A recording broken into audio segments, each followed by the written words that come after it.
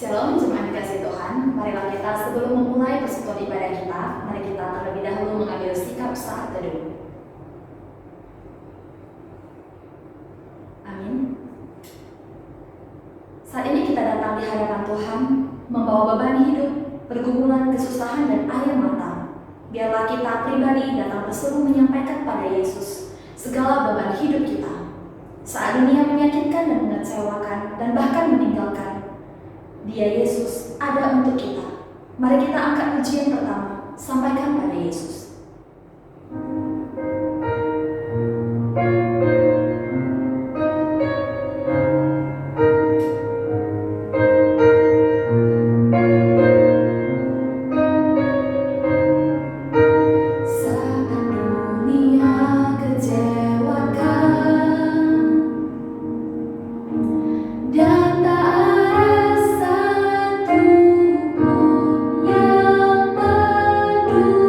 Peduli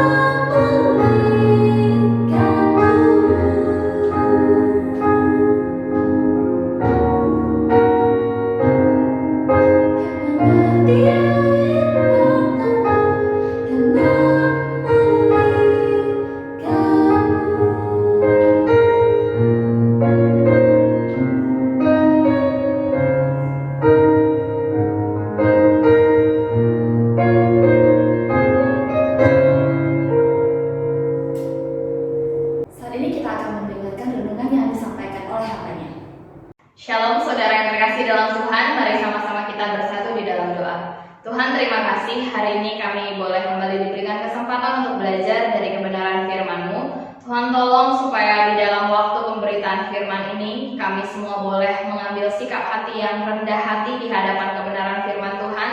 Dan biarlah melalui kebenaran firman Tuhan ini kami boleh belajar bagaimana menjadi pribadi yang lebih baik lagi sebagai murid-murid Kristus dan memuliakan nama Kristus di sepanjang kehidupan kami. Di dalam nama Tuhan Yesus kami berdoa, kami bersyukur. Amin. Saudara yang terkasih dalam Tuhan, selamat malam semuanya.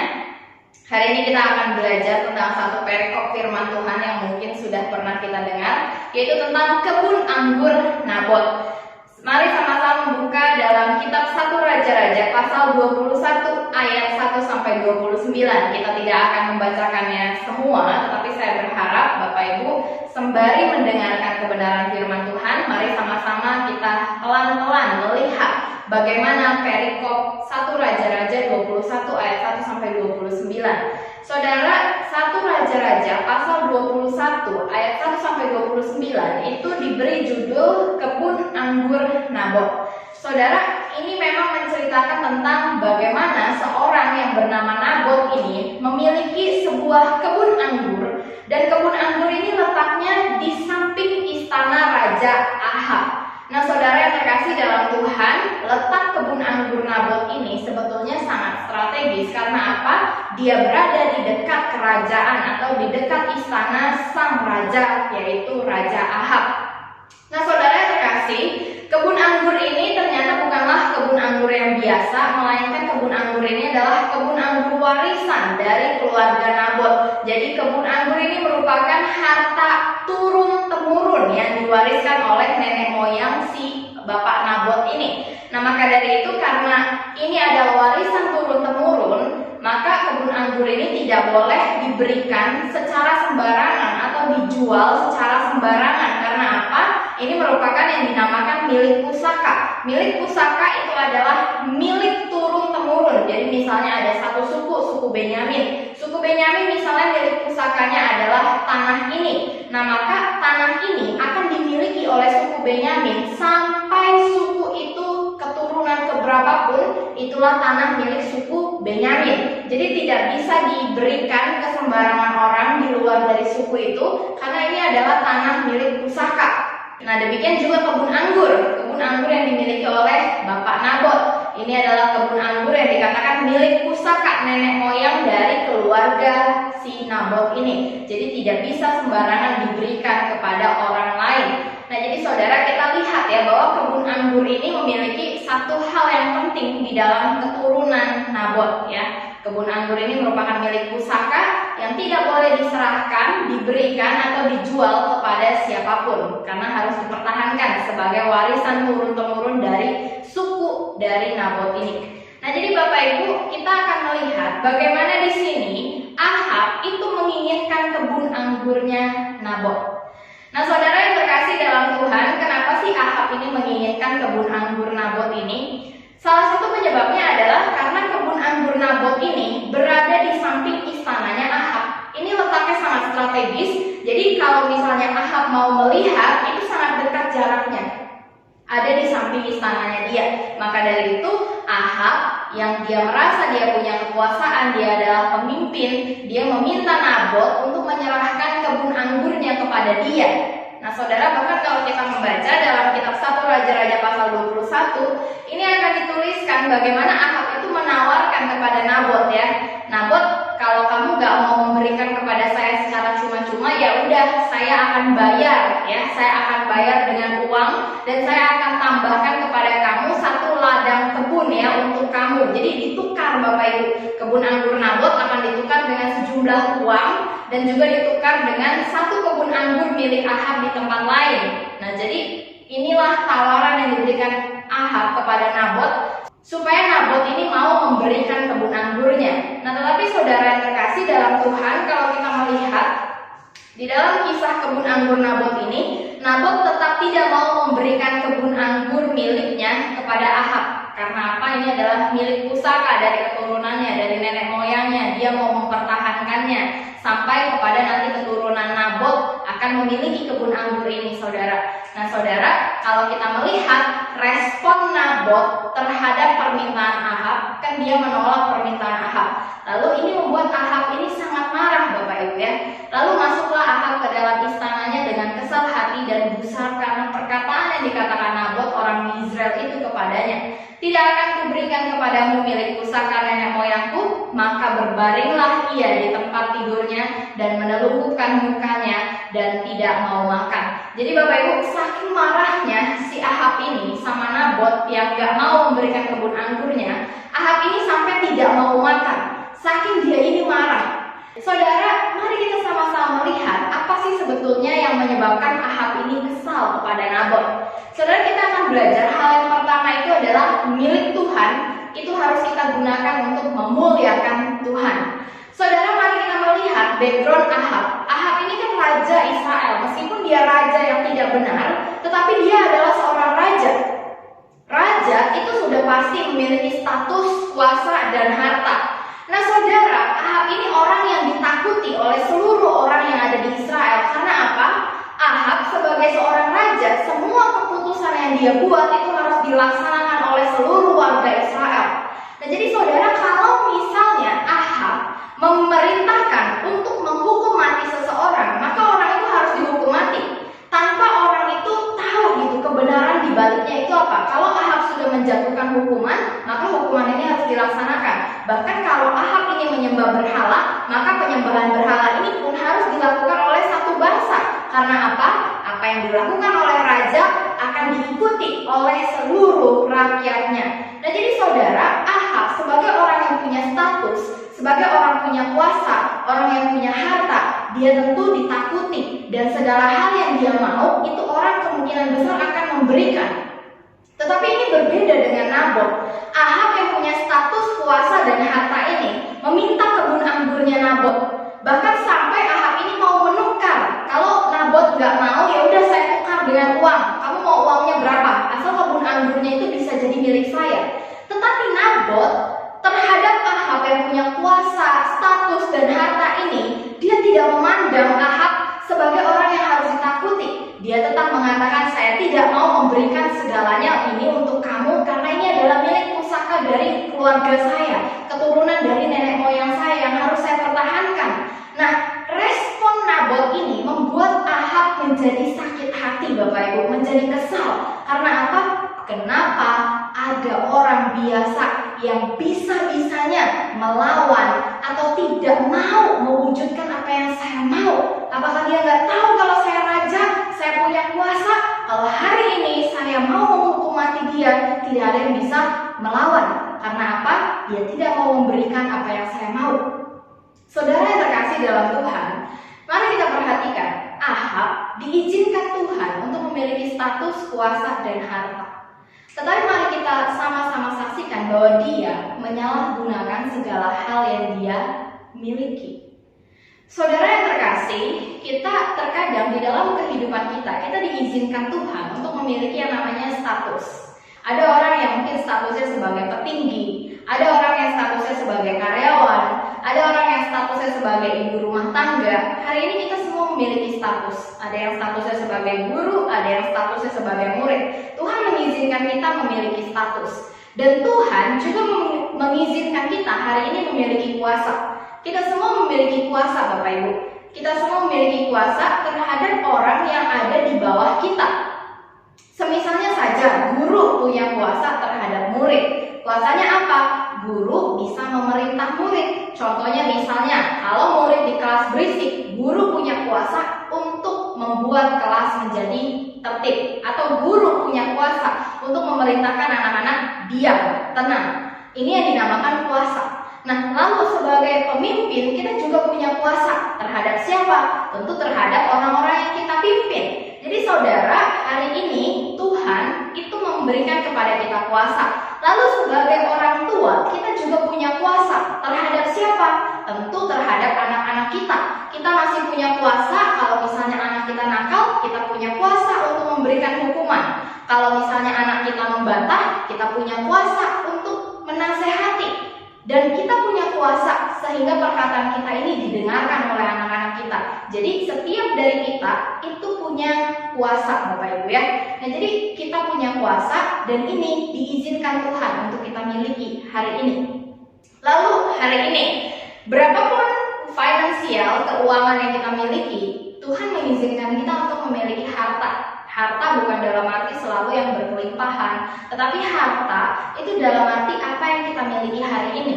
Apapun yang kita punya, banyak atau sedikit, itu adalah harta kita yang kita miliki oleh karena Tuhan masih mengizinkan kita memilikinya. Saudara, hari ini apapun yang kita miliki, bukankah kita yakin sama-sama bahwa semuanya berasal dari Tuhan? Tuhan yang memberikannya kepada kita. Hari ini kita punya status, apapun status kita, Tuhan yang memberikannya untuk kita. Hari ini kita punya kuasa, kita punya kekuatan, itu juga Tuhan yang memberikannya untuk kita. Hari ini kita punya harta, berapapun harta yang kita miliki, kita sama-sama percaya itu adalah apa yang Tuhan percayakan kepada kita. Sekarang kita melihat Ahab dengan segala hal yang sudah diberikan Tuhan kepada dia, status, kuasa, dan harta, dia menyalahgunakan segala hal itu untuk apa, Bapak Ibu? Apa sih sebetulnya maksud dari menyalahgunakan ini? Kalau kita lihat dari kisahnya Ahab, ketika dia diberikan status, kuasa, dan harta, dia menyalahgunakannya. Maksud dari menyalahgunakan itu adalah segala berkat dan talenta yang diberikan oleh Tuhan, dia tidak menggunakannya untuk memuliakan Tuhan. Dia tidak menggunakannya untuk melakukan pekerjaan Tuhan. Dia menggunakannya untuk kemuliaan dan kepentingannya pribadi. Jadi saudara, inilah yang dimaksudkan menyalahgunakan apa yang sudah Tuhan percayakan. Hari ini kita diberikan talenta sama Tuhan. Apakah kita gunakan untuk memuliakan Tuhan? Atau kita gunakan untuk kepentingan kita pribadi? Hari ini kita punya status, kita punya kuasa, kita punya harta. Apakah kita sudah menggunakannya untuk memuliakan Tuhan, untuk melakukan pekerjaan Tuhan? Atau kita hanya berpikir tentang diri kita dan apa yang harus saya lakukan dengan harta, kuasa, dan status saya untuk kepentingan saya pribadi? Kita sama sekali tidak memikirkan apa yang Tuhan mau untuk saya lakukan menggunakan status, kuasa, dan harta yang saya miliki. Nah saudara, pembelajaran pertama hari ini adalah kita tidak boleh mencontoh Ahab yang menggunakan status, kuasa, dan harta bukan untuk kemuliaan Tuhan, tetapi untuk kepentingannya pribadi. Ketika dia tidak mendapatkan apa yang dia inginkan, yaitu kebun anggur Nabot, dia menggunakan status, kuasa, dan hartanya untuk melakukan hal yang begitu jahat kepada Nabot. Nanti kita akan melihat di bagian yang selanjutnya. Jadi saudara yang terkasih dalam Tuhan, jika hari ini kita masih dipercayakan Tuhan memiliki status, kuasa, dan harta, mari kita sama-sama melihat, mengintrospeksi diri kita. Apakah kita sudah menggunakan semuanya itu untuk memuliakan Tuhan, untuk melakukan pekerjaan Tuhan, atau jangan-jangan kita hanya selama ini menggunakan semuanya hanya untuk urusan pribadi kita, kesenangan kita, kenikmatan yang kita rasakan. Jadi saudara yang terkasih dalam Tuhan, bagaimana Anda dan saya hari ini? Apakah kita sudah menggunakan segala hal yang Tuhan berikan pada kita untuk memuliakan Dia? Termasuk apakah kita sudah menggunakan kondisi kita yang sehat hari ini untuk memuliakan Tuhan? Apakah kekuatan dan kuasa yang kita miliki hari ini membuat kita menjadi egois terhadap sesama? Nah saudara yang terkasih, poin yang kedua adalah mari kita berhati-hati bahwa setiap orang itu punya potensi untuk menjadi toksik. Baik itu orang yang ada di sekitar kita, mau itu rekan kerja, mau itu teman-teman sepergaulan kita, atau bahkan sahabat-sahabat kita. Setiap orang itu punya potensi untuk menjadi toksik. Nah saudara, kalau kita melihat di dalam Raja-Raja pasal 1 Raja-Raja pasal 21 ayatnya yang ke-7, itu dikatakan perkataan dari Isabel, istrinya Ahab, itu kepada Ahab bilang begini, bukankah engkau sekarang yang memegang kuasa raja atas Israel? Bangunlah, makanlah, dan biarlah hatimu gembira. Aku akan memberikan kepadamu kebun anggur Nabot orang Israel itu. Saudara yang terkasih dalam Tuhan, mari sama-sama kita melihat Ahab dan Isabel ini adalah dua orang yang memimpin Israel. Ahab punya istri, istrinya itu Isabel. Ahab dan Isabel kedua-duanya memang punya kuasa untuk memimpin bangsa Israel. Nah jadi saudara, mari kita sama-sama melihat bagaimana pasangan suami istri ini menggunakan kuasanya untuk hal-hal yang tidak memuliakan nama Tuhan. Baik itu Ahab, baik itu Isabel, keduanya sama-sama menggunakan kuasanya untuk kepentingan dirinya sendiri, untuk apa yang mereka ingin nikmati. Meskipun itu mendukakan hati Tuhan, mereka tidak peduli, mereka hanya memikirkan dirinya sendiri. Tapi dari sini kita akan melihat bahwa Isabel ini sebetulnya adalah orang yang paling dekat dengan Ahab. Dia adalah istri sang raja itu, Bapak Ibu. Orang yang setiap hari ketemu dengan Ahab, orang yang setiap hari bisa menatap si Ahab, orang yang setiap hari duduk makan bersama dengan Ahab. Itu adalah Isabel, orang terdekat yang ada di sisinya Ahab. Tetapi mari kita perhatikan, Isabel ketika dia tahu Ahab ini sangat menginginkan kebun anggur Nabot, dia tidak meminta Ahab untuk melakukan cara yang benar, meminta kebun anggur ini atau melakukan negosiasi. Dia tidak menyuruh Ahab untuk melakukan hal yang demikian. Dia tidak menyuruh Ahab untuk melakukan rute yang benar kalau mau kebun anggur Nabot ini. Nah, tetapi Isabel ini langsung mengatakan kepada Ahab, "Hei, kamu ini sedih loh, kamu ini kan raja Israel." Apa maksud dari perkataan ini, Bapak Ibu? Kenapa Isabel kembali menekankan jabatan atau status yang dimiliki Ahab? Karena Isabel tahu sebagai raja, Ahab bisa melakukan segala hal. Ketika Ahab menginginkan kebun anggur Nabot ini, sebetulnya Ahab bisa melakukan segala cara, termasuk segala cara yang merupakan dosa bisa dilakukan Ahab. Karena dia adalah seorang raja, dia bisa melakukan segala hal.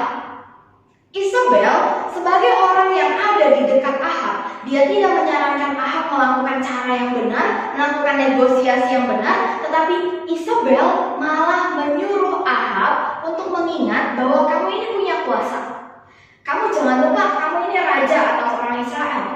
Kamu bisa melakukan segala cara. Ya udah, kalau kamu gak mau biar saya yang melakukan. Maka Isabel mengatakan, bangun, makan, gak usah dipikirin, saya yang akan mengambil kebun anggur itu untuk kamu. Saudara yang terkasih dalam Tuhan, sama-sama kita melihat di sini, Isabel bukannya membawa Ahab ke jalan yang benar, malah Isabel menjerumuskan Ahab untuk melakukan hal yang tidak benar. Dan Ahab ketika tahu pun rancangan Isabel terhadap Nabot, Ahab tidak mencegah rancangan Isabel ini. Dia malah diam saja, dia tidak peduli, dia pasif. Dan ketika nanti kita melihat sama-sama Nabot sudah mati, disitulah Ahab mulai merampas kebun anggur milik Nabot. Saudara yang terkasih dalam Tuhan, di sini kita akan melihat bagaimana Isabel itu merancangkan sesuatu yang jahat.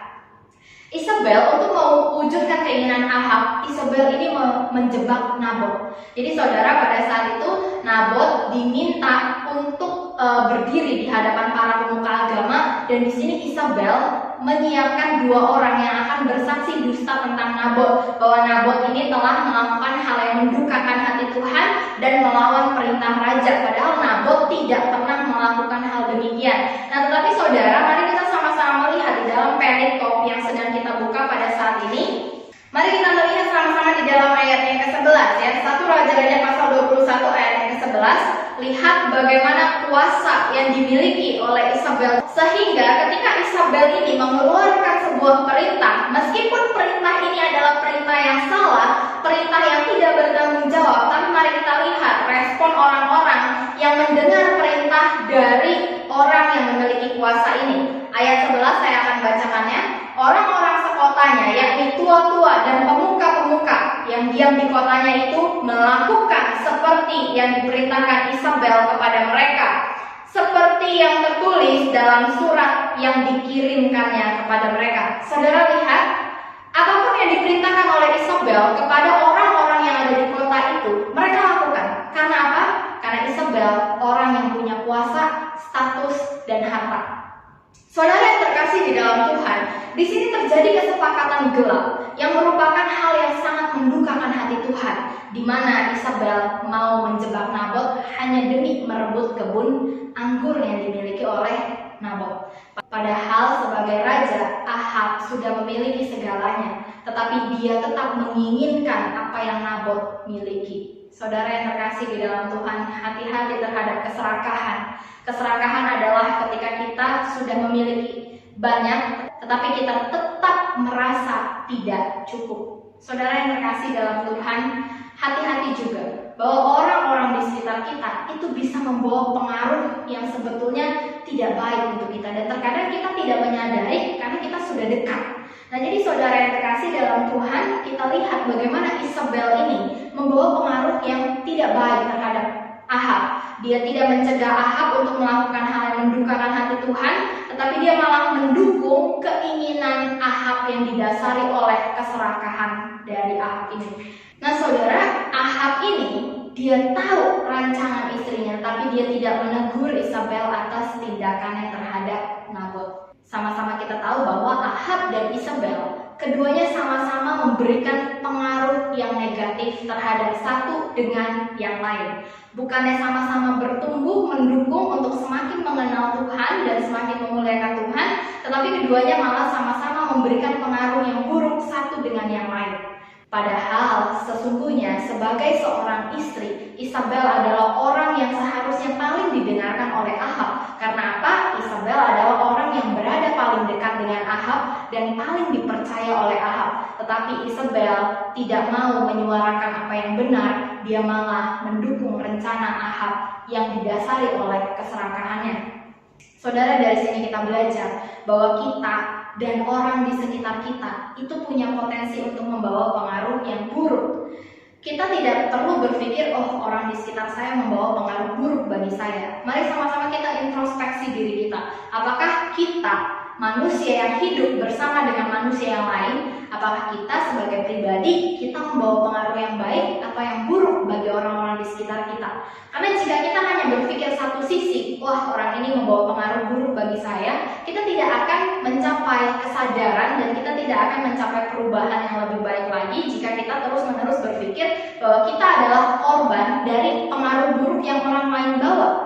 Jangan-jangan selama ini orang lain juga berpikir, wah, ini orang bawa pengaruh buruk bagi saya. Jadi firman Tuhan ini hari ini mengajak kita mengintrospeksi diri. Kita mungkin bisa dekat dengan orang lain, tetapi pengaruh yang kita bawa bagi mereka itu apa? Apakah kita membawa pengaruh baik atau kita membawa pengaruh buruk bagi mereka? Mari sama-sama kita mengintrospeksi diri kita. Saudara yang terkasih di dalam Tuhan, apakah pengaruh yang dibawa orang sekitar kepada Anda?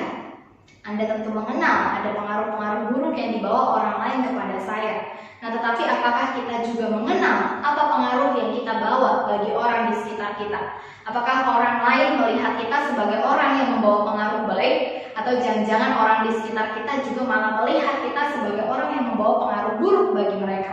Saudara yang terkasih di dalam Tuhan, pengaruh itu sangatlah kuat di dalam kehidupan manusia. Kita adalah manusia yang mudah dipengaruhi dan kita juga mudah mempengaruhi orang lain. Kekuatan terbesar yang dimiliki oleh manusia adalah pengaruh. Kita bisa mempengaruhi orang lain. Kita bisa membawa orang lain ke arah yang positif dengan pengaruh yang kita berikan kepada mereka. Tetapi kita harus ingat bahwa sebagai manusia yang lemah, kita juga bisa dipengaruhi oleh sikap orang lain, baik itu sikap yang negatif atau positif. Jadi kita harus selalu waspada dengan orang-orang di sekitar kita, apakah mereka membawa pengaruh yang positif atau negatif bagi kita. Dan sebagai manusia yang hidup berdampingan dengan orang lain, mari sama-sama kita juga selalu melihat diri kita, apakah kita membawa pengaruh yang positif atau negatif kepada orang lain. Dan apakah kita sebagai pribadi, ketika kita punya status, kuasa, dan harta, apakah kita menggunakannya untuk pekerjaan Tuhan atau untuk kepuasan diri kita sendiri? Mari kita sama-sama berdoa. Tuhan, terima kasih untuk firman-Mu pada hari ini. Kiranya Tuhan yang menolong kami untuk menjadi pelaku firman Tuhan, tidak hanya mendengar saja. Biarlah Tuhan dengan segala kuasa, status, dan juga harta yang kami miliki, Engkau boleh memakai kami menjadi alat perpanjangan tangan Tuhan untuk melakukan pekerjaan Tuhan selama kami hidup di dalam dunia ini. Dan Tuhan, biarlah kami juga selama kami hidup di dalam dunia ini, kami boleh membawa pengaruh yang baik bagi orang-orang di sekitar kami, dan biarlah kami juga boleh Engkau lepaskan dari segala pengaruh yang tidak baik bagi kami, yang membawa kami semakin jauh daripada Tuhan. Kiranya Tuhan yang menolong supaya di dalam kehidupan kami hari lepas hari, kami boleh semakin menggunakan waktu hidup kami untuk melakukan pekerjaan Tuhan dan memuliakan nama Tuhan di dalamnya. Terima kasih Bapa di dalam surga, dalam nama Tuhan Yesus kami berdoa, amin. Negeri kita bahkan dunia ini terus dilanda oleh virus yang tidak bisa kita lihat. Terasa sudah sangat amat membahayakan bagi kita. Tetapi biarlah melalui ini kita semakin dekat dengan Tuhan. Dengan rendah diri kita berdoa dan bertobat dari dosa-dosa kita. Dan biarlah tangan kuasa Tuhan yang memulihkan negeri ini sesuai dengan waktunya Tuhan. Kita angkat pujian pulihkan negeri kami.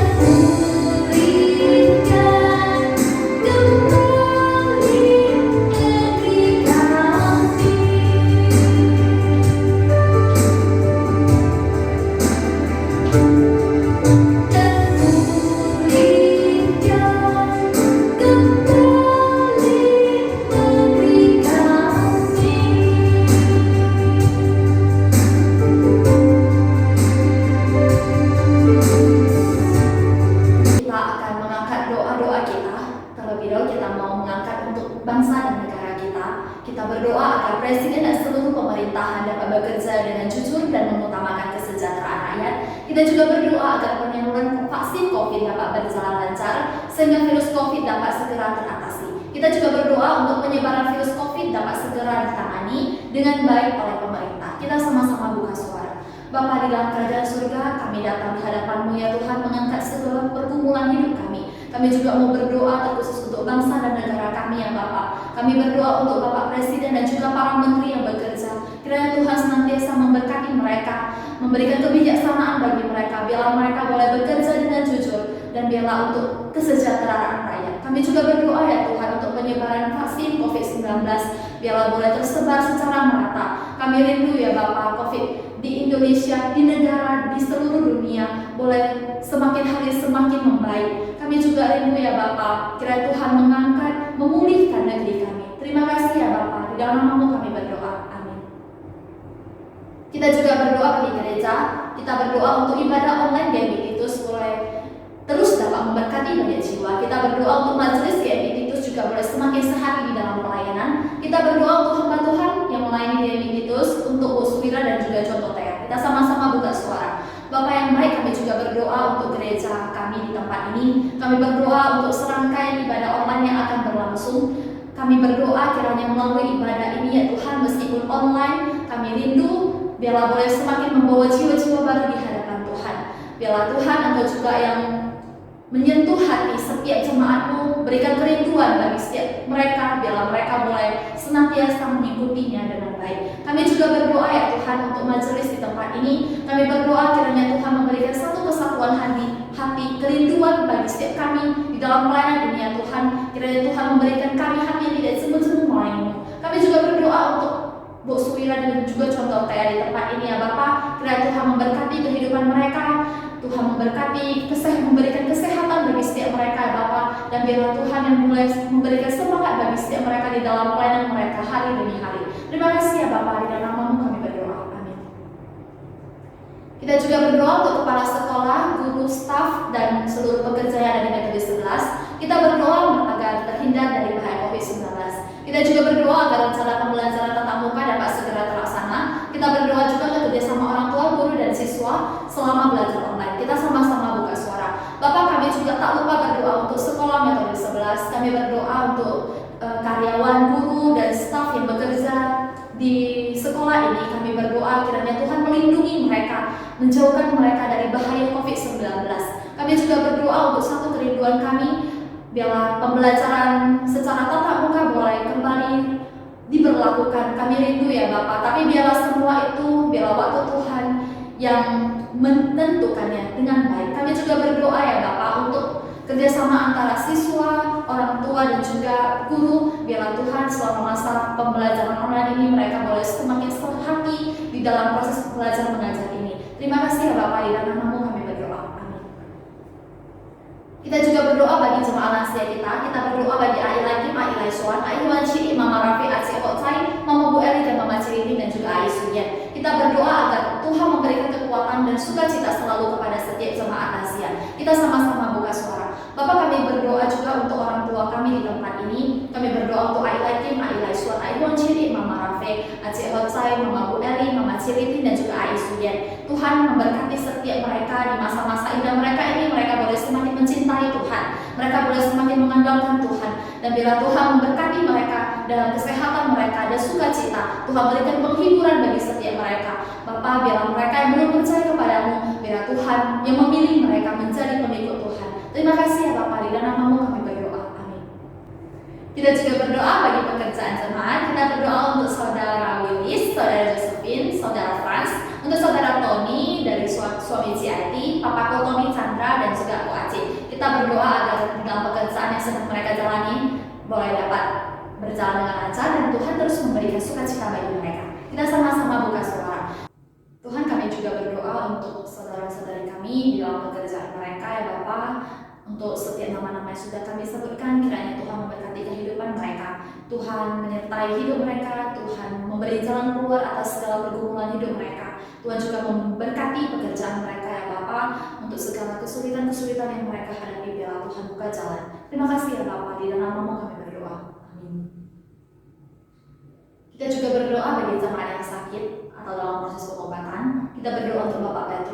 Kak Yocoy, Papaku Lilis, Mama Selvia, Aceh Amin dan Aceh Aweng, Mama Bu Suwira, Papa dan Mama Lausleni, keluarga Rustam, adik Ibu Erwi. Untuk Aime Mama Rendal, untuk mengangkatkan di perutnya. Untuk Kok Miming, anak Aime Wa, tumor di perut. Untuk Cinini, kakak dari CIT, untuk proses kemoterapi. Dan juga dari saudari Nita, keponakan Ci Mariana, proses pengobatan. Kita berdoa agar Tuhan memberikan kesembuhan dan terus menguatkan iman mereka. Kita sama-sama buka suara.